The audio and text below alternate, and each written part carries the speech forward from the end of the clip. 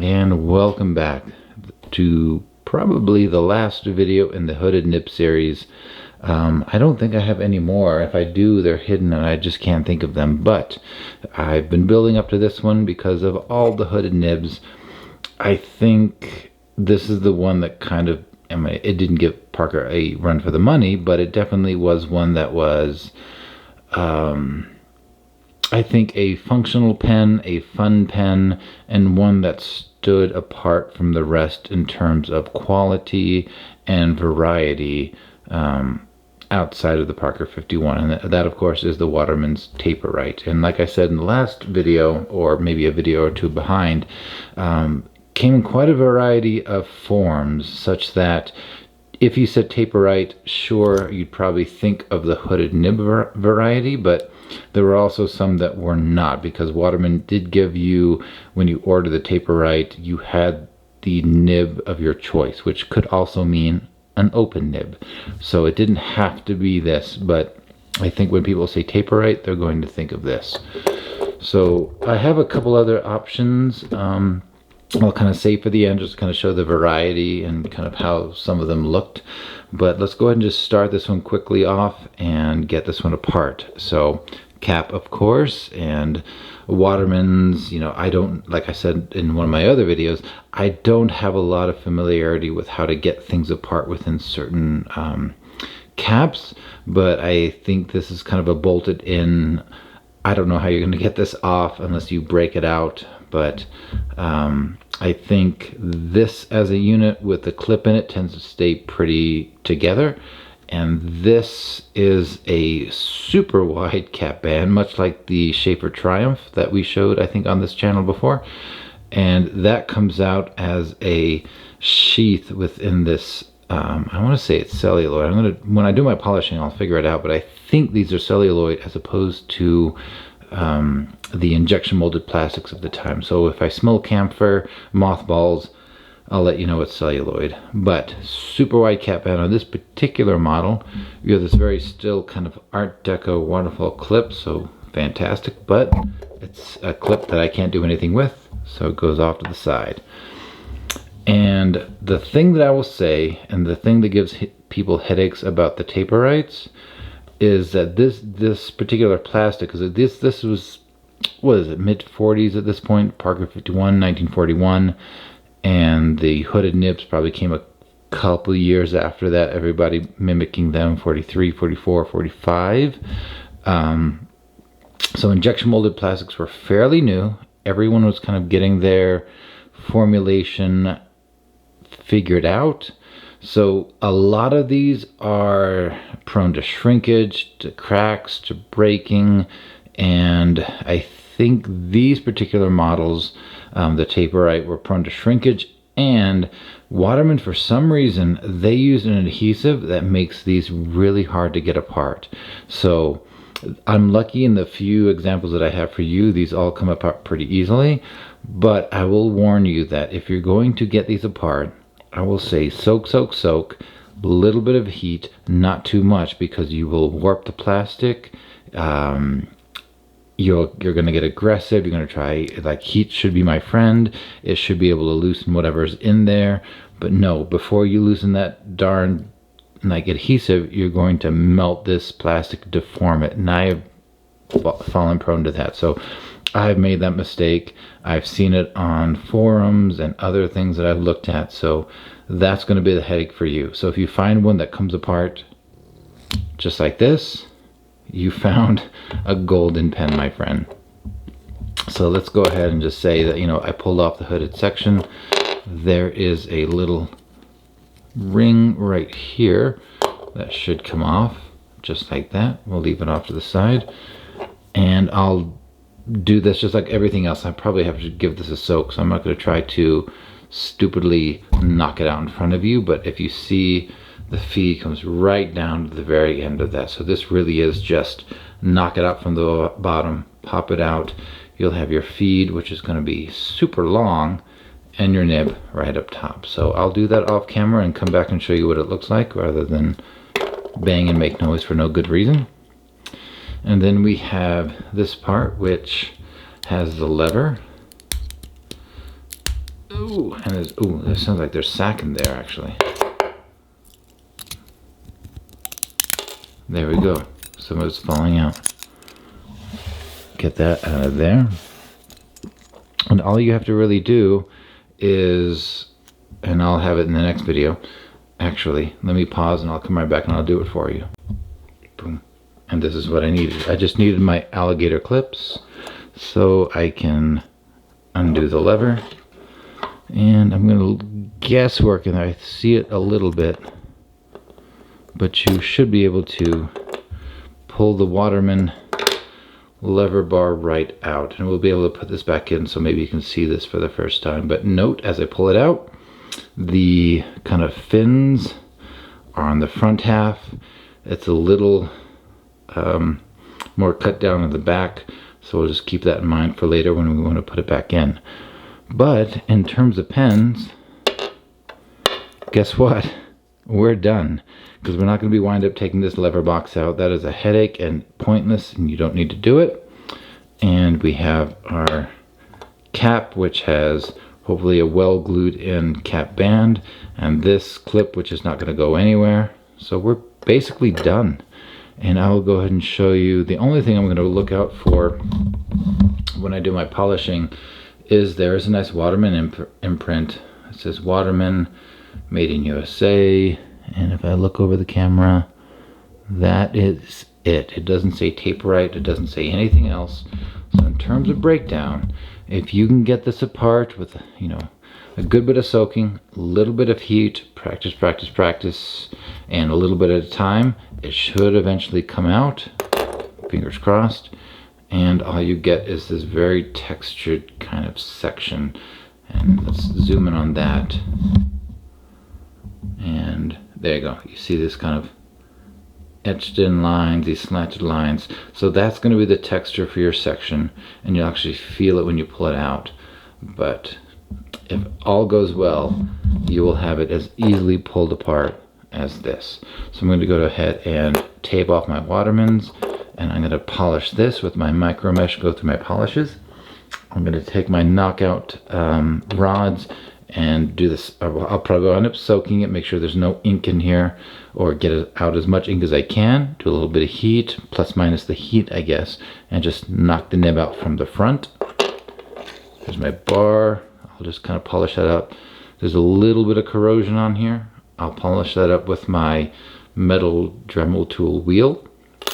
And this will be a finicky bit, but you know, really just kind of polishing up in here. And I'll take a look at it just off camera to see, you know, is it so used that I could just do my plastic polishes, or should I go ahead and try to do a little bit of micro mesh, even though it's going to be awkward around a clip here, so you're really just doing this kind of section. So I probably, since I don't see any major scratches, will just wind up using my plastic polishes just to make this look a little bit better. So not a labor intensive deal for this one. And of course we have our little gold plated cap ring, which is nice. And I'm trying to look at it, and this one I'm going to go ahead and give a heads up. This one does not look perfect. It looks like it's the lip, the lower half is a little bit broken on half the ring. So I don't think that that was the design of it, and I might have a couple other kind of broken ones that have come to me so that maybe I can salvage a ring and kind of replace it. But if I don't, then I'm going to be careful, polish this one up, and this one will have like an imperfect cap catch ring on it. So that will be a little caveat for this particular pen, but I'm a little bit surprised to see that. Oh well. So we'll come back, everything will be hopefully polished up, and we'll do the resacking, putting them back together, which should take 2 minutes. So I'll see you in a little bit. Okay, it's been a few days and I have everything polished up, and I think I have it ready to kind of show and put together. So let's show you what I have. So let's go ahead and do this section and everything. So everything's kind of polished up. I haven't done like any Renaissance wax, but it's got taken a good polish. And you can see that the feed is ginormous. It is the whole darn thing. And this took a lot of time to actually knock out.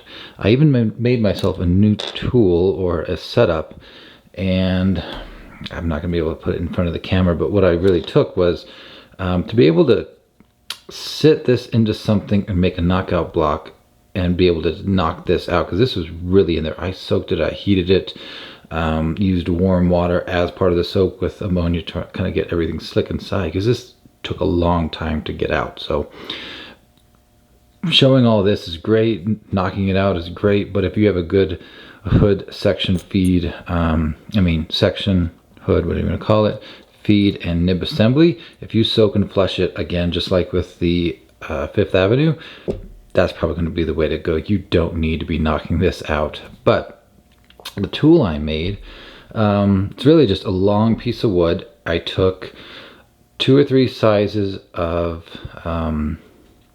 drill bits, and just a larger drill bit kind of started the hole and was kind of reaming it to kind of start to get it to kind of reamed it at an angle to kind of get it to start to open up and have a taper to it. I took the next smallest one, did the same thing a little bit further down, and then I did another smaller size just about, and then I took back to the big one, or medium or big one, and just like finished off the hole at the very bottom. No, I didn't.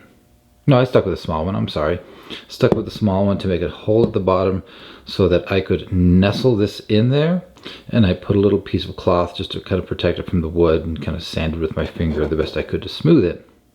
But nestled it in there so I had this like tapered hole in a piece of wood, a little bit of cushioning, and it was able to be put in there. I had my dowel, I was able to knock, knock, knock, and the tip would just fall out the bottom. And I just did this over my sink with something to catch it, make sure it didn't go down the drain. But that was key, because trying to knock this out by hand, like hold it in one hand and knock it out, or do the table pounding method with the dowel in, just kind of hoping it would pop out. I mean, as long as this was, as tight as it was, that was exhausting.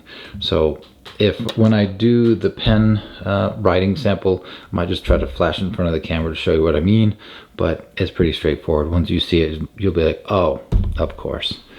So anyway, super long feed. Let's go back to that. It polished up really well down here. It's got some little ridges on the sides, so it's fairly flat. And then this is all the friction fitting stuff. And the nib goes on and put together, but it's really not that much. Like, I thought the nib would kind of come down here, but you're really getting the friction up to this point. So this was really tight. Like, I think this is what really kept it in, because when I put the feed back in, it slides. So there's a really tight connection between the feed, the nib, and the little bit of the hole in this section. So that's what's really tight, like right in here. But let's see if I can show you. I doubt it. I'll flash it around, but it really is just a tube from the bottom to the top, and that's what it is. But if you don't have to knock this out, I would say do not, because that was a pain in the butt. Here is the cap. Turned out really well, polished up nicely. And we'll go over this when I flash the pen at the end. Here's the barrel. We have here somewhere, there we go, the Waterman's made in USA, very simple. Doesn't say anything about, you know, doesn't say Taperite. It doesn't say the name of this particular model of Taperite, which is the Crusader. I'll go ahead and give that up. But that is it. And I went ahead and borrowed this extra one, because as you note from before, this was kind of broken.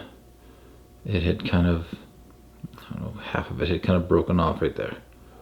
You can see a little bit of a step down right in here. Maybe, there you go.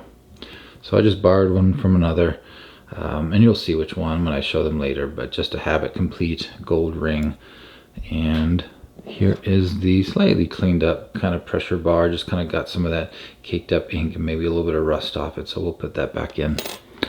So let me go ahead and show the nib before we lose it to the hood. And it's kind of a cool nib. It's actually written horizontally. And let's try to show the glare, but it basically says Waterman's. I think there is a, let me say, it says a couple things. Look at it. Waterman's 717, and then it says Made in USA. There's also a little 585 stamp up top to demonstrate the gold. Oop. Focus. There we go. So it's going to be hard to see, but maybe on a screen it'll be a little bit better. But it's all in there, kind of laid out horizontally. But anyway, let's go ahead and get this stuff put together. Give this a little bit of a polish with my jeweler's cloth before, but I'm going to have my fingers all over it so it doesn't matter too much. But here's what we're going to do. I'm going to take this section, the feed, nib, kind of ride that right up in there. Guess we'll go back in a little bit. Right up in there-ish. I'm going to take one of these guys just to compare to see what they did. And yeah, it goes pretty close to the tip. I turn it over. We're going to go about as deep just under the breather hole, because that's going to give us a semi-hooded, lots of potential for flexibility on this. So on this one, similarly, I'm going to shoot to get this into the section to just below the breather hole, just like that. Oh, and this is the one I borrowed the little ring from. I'll salvage from another pen, but just to keep gold with gold with gold on this particular citation, I borrowed its ring. Let's go ahead and put this in, put this up there, and let's see how this goes. We're going to try to line it up with the top. I'm getting a little resistance, so that's good. And trying to get it centered with the hood as much as I can. And I did have to do a little bit of, there we go. I'm going to take a dowel to see if I can push that up a little bit. It kind of slid a little bit further down than I wanted from the nib itself. I did have to do a little bit of nib smithing on this one. This one had a little bit of bend to it, so I did kind of work on this nib a little bit, so I'm interested to see how it writes. Pushing the feed up to get it further into the nib, and twist a little bit to kind of recenter it. Let me take away from the camera just so I don't fiddle too much with it.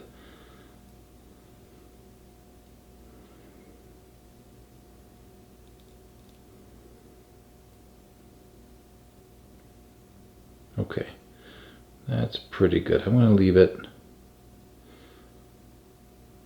Yeah, I'm going to go ahead and leave it like this. I may tweak it off camera, but not to waste too much time. So there's a little bit of alignment. There we go. So here we go. I have it just past the hole, the breather hole. I have it nicely out, and a good bit of feed with a little bit of a channel at the bottom, and I'll tweak it. And I see that as it's kind of gone in the channel now, I'm going to have to make sure, double check my alignment of the tines with my loop. So I'll do that off camera just to make sure it's going to write well when we get back to it. So zoom out, and the good thing is we're mostly done. That was it. So let's go ahead and see if we can get this classic Leverman's pressure bar into it. So if you recall, front of the pen, the side with these little slats was towards the front. So just remembering the orientation, and let's see if I can even see it in there. If you imagine, and where is my light? It's here. See if I can show you the little foot pedals of the lever. So what we're going to be doing is, if you look in there, I hope you can see it, but you see the two legs, and I'll zoom as much as I can to give you an idea. So if you see those legs, it almost looks like an omega. Those two little feet off to the side, a leg up, little crossover, leg down, and then a foot off to the right. So that's a little omega. So those two little feet coming off the edge are going to be hooking into this little channel here. And we're going to try to get it to like roughly this area so that when it levers down, it just kind of pivots down and then pulls it back up. It just kind of rotates, lets the legs rotate in here, letting it fall and then lifting it back up. That's the principle of the Waterman lever bar. And I hope that's somewhat clear. So I take this, leave a little bit open, a little bit down so that the feet are a little bit more available. And we're going to take the alligator forceps here. Kind of put it there, just have a good feel of it. And I'll make a pass or two just to kind of show the movements you're hoping for, and it should be okay, but I'm not going to keep you on too long. So I'm kind of putting it in, getting the part where I kind of know I'm at the feet, kind of keeping it centered, and just kind of keeping this pressed up top so that hopefully it will kind of self-align. I don't think I made it that time. Oh, did I? Haha. Let's double check, because sometimes you can hook it on to one foot, not the other. So that was quite nice and lucky. If I did it the first time, I'm going to be very happy. All right, got my light. Let's see what happens, and maybe we can see how this works. Yeah, look at that. I got it right in there.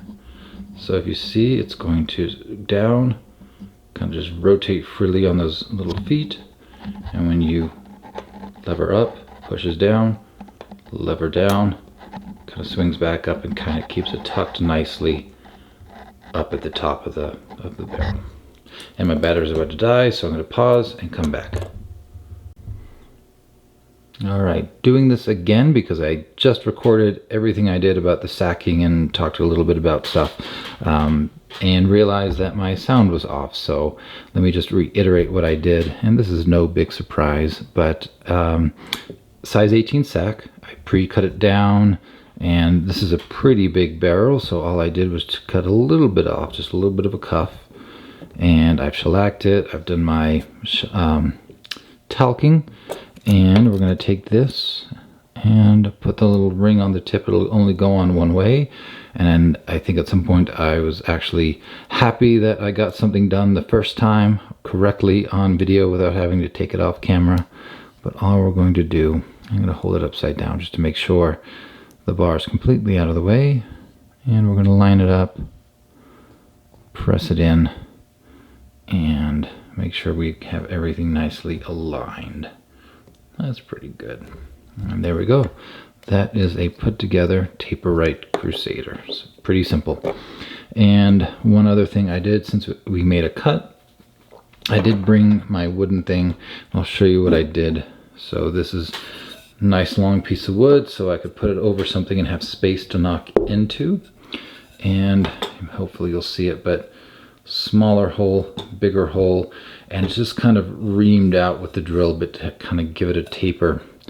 And it just kind of allows me to, and this was lined with like a little bit of paper that I have just to kind of protect the sides. But what it does, it just allows it to kind of sit in there, not fall through, and receive force that's cupping everything, so I'm not making an indent like my usual knockout block would do, and lets me knock through.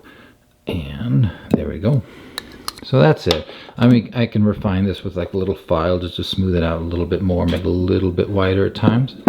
And I'm not sure that it would work with the Eversharp Fifth Avenue or something that has a little more change in the shape, but for this nice conical nib feed section component, I think it works well. But I mean, if you need to do something with the Fifth Avenue, like in the other video, you could probably work something out like this, maybe shape it a little bit differently and preserve it, but be a little bit hesitant to try it, you know, just doing something at home, but you could.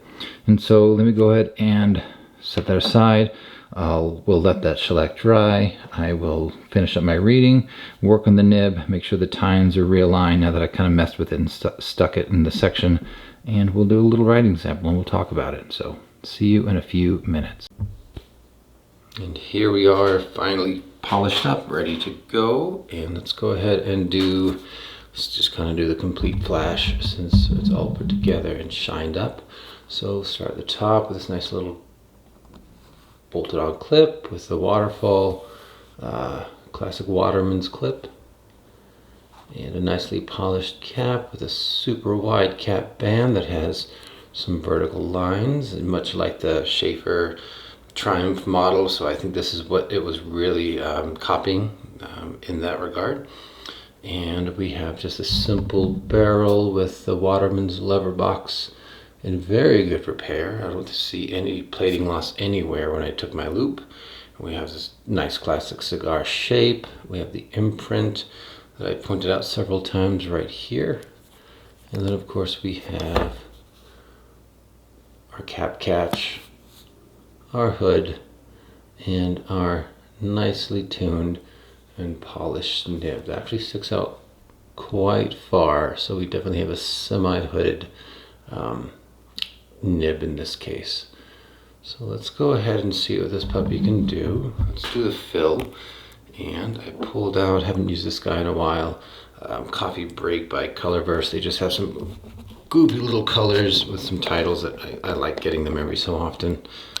And let's go ahead and see how it fills. So you can hear that sack. So I'm just going to leave it down, and we will, actually I should, there we go, do the bubbles. Let it fill for a second. I did tilt it to make sure it's in there, but it's starting to run less than half in that bottle. I'll give it a wipe, and before I spill something, put a cap on. So I've got my notes to the side. I've got several things set off to kind of show you some different variations, because apparently I like the Taperite, so I have several types and models of them. So let's see if I can zoom in, find a spot, and see how this puppy's going to write. So let's see, to pick up right off the bat. So let's just go ahead and let me get the focus in and start chatting a little bit about it. So this is the Waterman's Taperite, all one word, not taper and right, but Taperite. So what I have on my paper, this came out about, this model line, about 1945, and this is essentially a semi, am I still in frame? There we go. Hooded nib. And what qualifies as hooded versus semi-hooded, I'm not sure if there is like a measurement, but I think after a certain point, it's kind of a gestalt, like, oh yeah, look how much nib is there, and you kind of just call it a semi-hooded thing. So if it's just a tip peeking out, hooded. If you're probably getting down to half the nib peeking out, I'd probably call that semi-hooded, but that's me making something up right now, just to have something to say. So this is actually something that I think when people look back, they say Waterman actually did something right when they kind of copied the hood. So they kind of knew they were known for their nibs. So to not lose the quality of their nibs, the funness of their nibs, they definitely embraced the semi-hooded variety. And so that's the hallmark. So I'll just type this because of what I wrote. They embraced their nib heritage, just say that. You know, so when the Eversharp Fifth Avenue kind of had their transition from open to this hooded style, they really made their nibs a little bit more just kind of hard, manifold, not as much fun. So Waterman hopefully took a little note from that, said, nope, we're not changing a thing. We're going to change the shape, but we're going to keep the bounce. So they basically said, let's go ahead and make a hood. And as you can see, it's really just a channel and a hood, nothing special. They kept their lever, their filling mechanism the same, so nothing really changing there. But what they did do is made options available. They kept the price point down and gave people a lot of options, which meant you could have the hood or you could have the open nib. And they also played a lot around with the caps, as you'll see. They really just went with plastic or metal and plastic, different designs. So they really played around with the playfulness of their pen. And let's see what I have. So I think I'll just kind of start mentioning the models, and maybe I'll start pulling things in that I have off to the side. But there was the original, the Stately, did I spell that right? E-I-G-H, that was one of the earlier ones. Then we have the ones we're writing with now, which is the Citation. So these are the first couple. And then we get into the one you'll probably see around a lot online is the Crusader. And this one came out about 1947. And then they even had a couple others called the Medalist and the Dauntless. And even another one yet called the Corinth. Kind of like butchy names, I guess. Citation, Crusader, Medalist, Dauntless, Corinth. So maybe embracing the kind of post-war machismo that everything kind of seemed to do right around wartime. But let's see if I can pull a few. Is there anything else I want to say about it? I think that's about it. I think it did pretty well overall. You know, with the options, I think it kept a fair market share for some of for the pens for a while. I didn't actually write down how long the Taperite lasted. I didn't write down an end date, so my mistake for that one. But I did also see that, yes, they did keep it with celluloid, at least initially. I'm not sure if that changed, but that was another way of keeping it cheaper while everyone was doing the injection molded plastics and kind of figuring out their formulas and how to do it and dealing with things such as shrinkage or breakage or anything like that. So apparently they kept it celluloid. But let me just show you a few off camera. Let's see, do I have a Stately? I think I have a Stately. Is what maybe actually, I think, feel free to correct me, but I think this one is a Stately with the metal cap. You've got this kind of horizontal cap band with some like little hatching off to the side, diagonal hatching, and these verticals. So I think this is a Stately. Don't quote me on that. This is the one of the ones I had earlier. This one needs to be refurbished. Happens to have a two-toned, like this is gray, this is black. And this is where I stole that gold ring from, because I have another one I know I can get a gold ring back on this, but I just borrowed it from this guy. And just kind of looking at this one, similarly, if you can look at the nib, I know you're already seeing how this particular one writes, but look at the nib on this guy. You see how it's moderate pressure, but you're opening up and being able to play with that nib a little bit. So this, I think, is the Stately. What else have I put down? The Citation. This is the Citation. Big cap band, kind of Triumph, Schaefer related cap band, but this is the Citation. Then we have the Crusader. Here's one that I have in my collection. They were initially anodized aluminum, and then they also had anodized, I think that's still the same words, anodized gold. And this one is in great condition. This one's one I have. So it's all pretty much there. You usually have these stripes in between the kind of matte finishy gold, which is kind of nice to balance out the silver kind of trim, the nickel trim or whatever this is. And this one happens to be an open nib. And this one is probably one of my early attempts. This one had like a messed up tine on it. So this is one of my attempts at making an italic, just kind of salvaging a nib rather than just kind of waste it. So this one was a fun one to write with, probably just because it was one of my first attempts, but also that looks pretty cool. But the issue they have with some of those Crusaders is, hopefully I can find a spot, it starts, you lose it. So these often will be kind of beat up if they were really well used, and you'll lose a lot of this anodizing on it. So it kind of looks more just like the metal cap underneath. This one also happens to be an open nib. And I wonder, I assume this one also came hooded. because it's really just throw a cap on it. But this is kind of cool. This is a brown color and brown tan, so this is actually kind of nice to keep that kind of gold, silver, and brown tones together.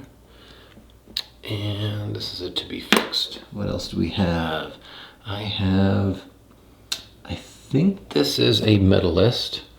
Nice basic black pen, plastic cap, and then this kind of just larger cap band. So this is a Medalist, and again, this is a nice open nib. Oh, that's a big chunky one, and this is a fun one because it's got quite the bounciness. So this is mid to late 40s Waterman nib. Amazing.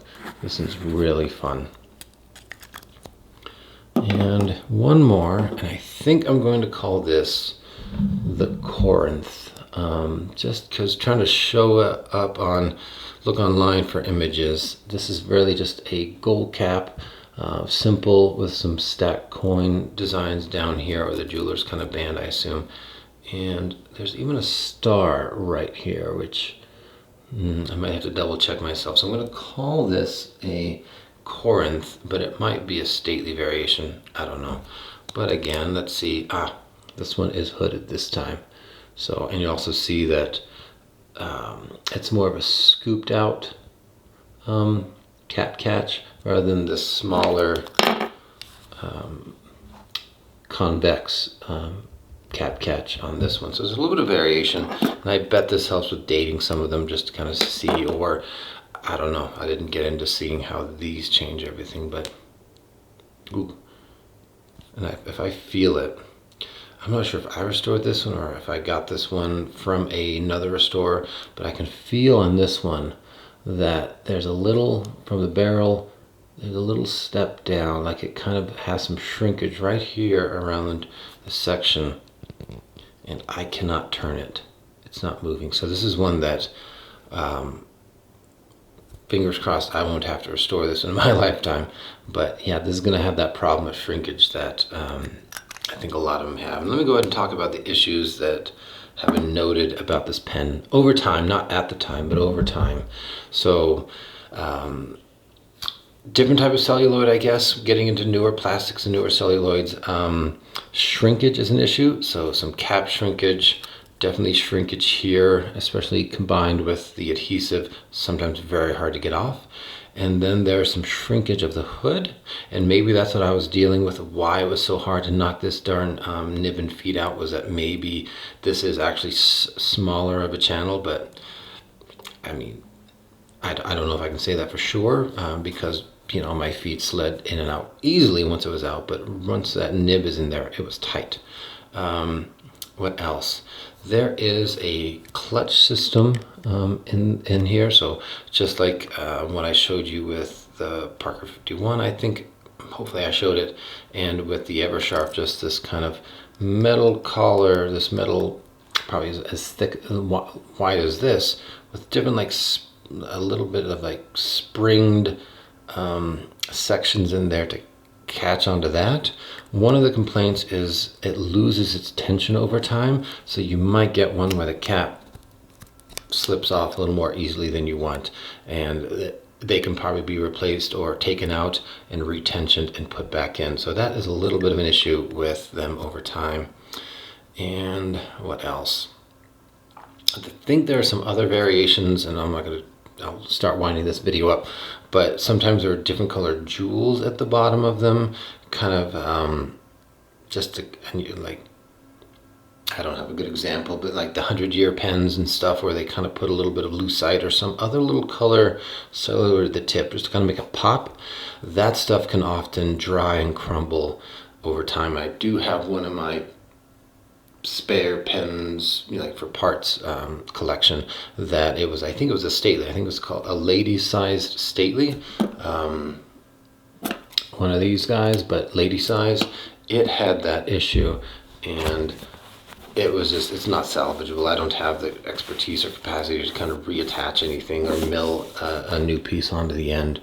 So that's also something over time that some of these pens do have. I think I slung this around. So let's actually get on to just critiquing how it writes. So let's do zoom in, do a sentence. We'll figure it out. So we'll say,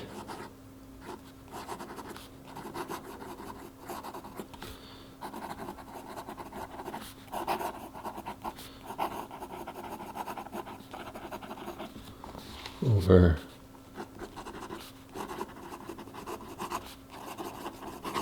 there we go.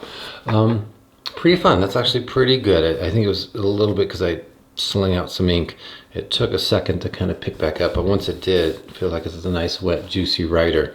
It's a fine, I'd say fine line. This one happens to be a fine, and it's a little pen on papery. I'm going to start saying pop, pen on paper is what I'm going to say, but it's definitely not scratchy. This goes up, down, left, right, all around. It just has a nice pleasant feedback that I like for a nice fine without digging into it.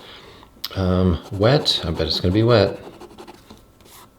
Not terribly. I mean, it's moist. I know people hate that word, but it's a little juicy, but it's not a gusher, so pretty good. And again, you know, caveat to whatever ink you're using. And let's do what I think you've already kind of seen a hint of. Start increasing my pressure. That's moderate pressure. I'm not going to take it further than that, but it picks back up and I can get that back. And that's not even that hard of a pressure. So it has a nice kind of bouncing. That's what I'm feeling as I'm writing. I always write my name because I saw a video one time that if you're trying out a pen, write your name. You don't have to think about how it is. You know that so well. Your body's going to do it. So you really get a chance just to feel how a pen responds if you write your name.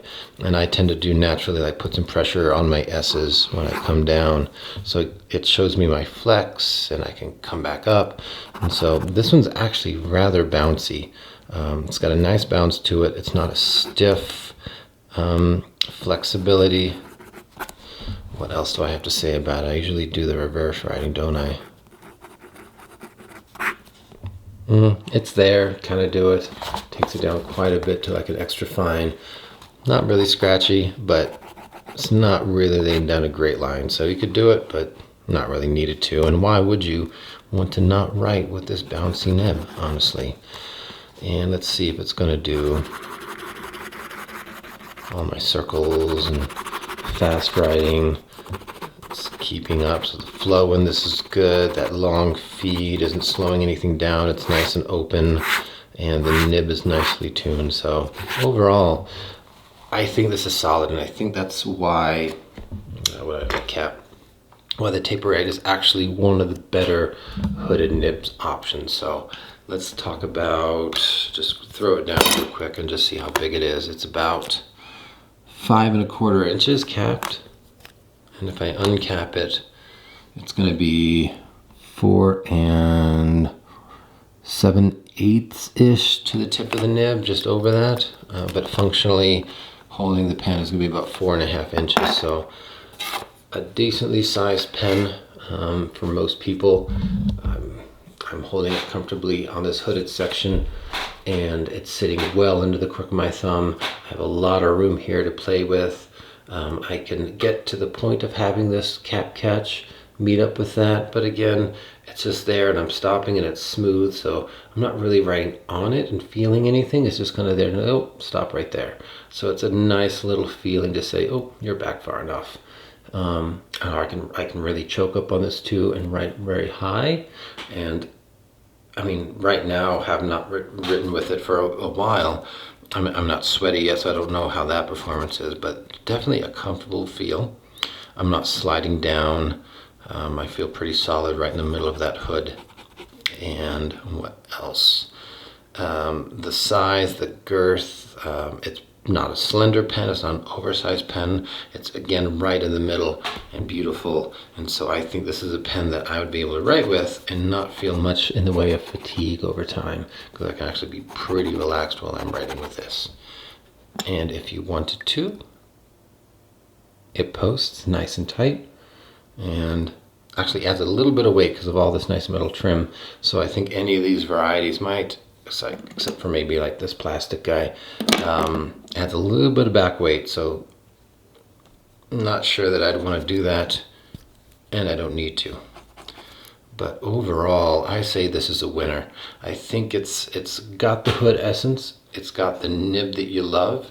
It's still kind of Parker 51 cigar-esque in keeping that slim, sleek design. I'll say sleek, not slim. It's got options, different caps, metal, plastic, trim options, be it gold, be it silver looking. It is a lever filler for the time, so, you know, I think that also kept the price down. So it's not as cool or as timely as some of the vac fillers and other things, because Waterman didn't really get into much of that. But I think classic looking pen, and with the hood, it gives you a little bit of style. And doesn't have to be a Parker 51, and probably a little bit more fun to write than than a Parker 51. So I think this one was a success, and with all the different options and all the different nibs that you can have with these guys, it was good. So let's see, I'm rambling now, so time to stop.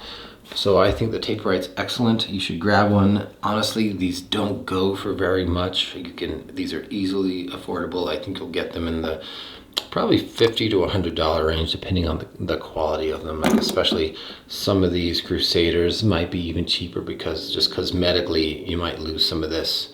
But with any of these kinds of variations of the caps, I mean, you have a lot to choose from. I didn't go into the wormhole of like what colors, but again, these are straightforward plastics, so probably, you know, got brown, blues, grays, greens. You probably have a variety of things. So I'd say, oh yeah, and here's one that looks like, I think, was this a salvaged one? Yeah, this is the one that I'm just got, it's a parts pen. So this has got like a nice little greenish, bluish turquoise thing. You can see that this one actually feels, yeah, this one is a bit warped. And I don't even think I messed with this one. I think just heat over time and being in an environment kind of banana this around. So it is a delicate celluloid. So thinking about that when you see the photos, like see how straight they are, and just kind of zoom in to see what's going on with this. But I'd say pick one up, $50 to $100 for most types. And depending on the nib, if you get one that's a super bouncy nib, that's like wow, like butter, that'll drive you up a little bit, just to kind of people like that.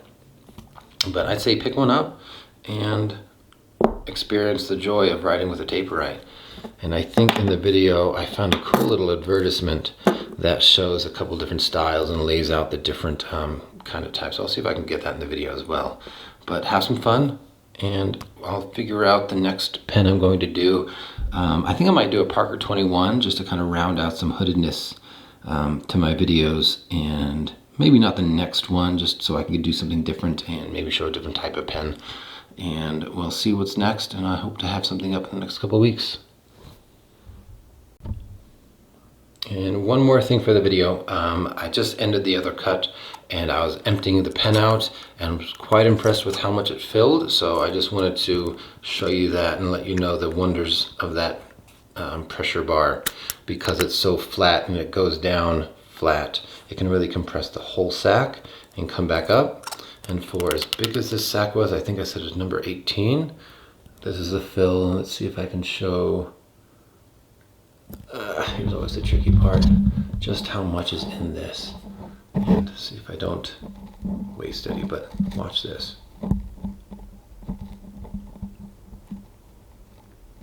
Yeah, that's so nice. I'm more aggressive. Maybe I can show the stream, but it was a lot just for this little.